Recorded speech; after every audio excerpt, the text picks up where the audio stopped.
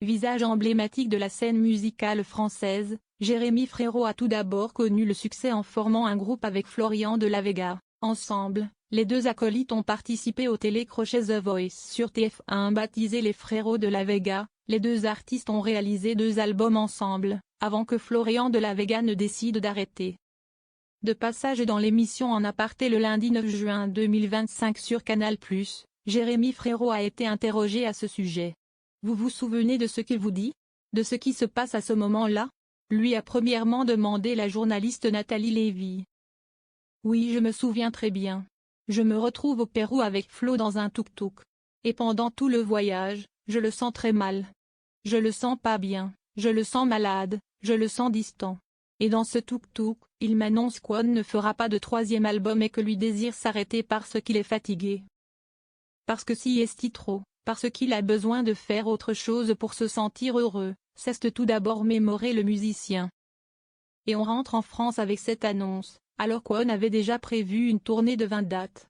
Je peux vous dire que quand vous annoncez qu'un groupe s'arrête avant une tournée, vous êtes sûr que toutes les dates de cette tournée vont être uniques, a-t-il ensuite ajouté. Et vous, comment vous vous êtes senti? A ensuite voulu savoir l'animatrice. Au début j'ai eu du mal à l'accepter. Parce que je ne comprenais pas, parce que je m'en voulais à moi de ne pas avoir vu déjà comment il se sentait. De ne pas avoir vu les signaux, parce qu'il en a envoyé plein. Et en même temps, j'avais de l'incompréhension. Je ne comprenais pas pourquoi. J'avais vraiment l'impression que c'était de ma faute. Chaque date est une souffrance. Chaque date est un arrachement du cœur.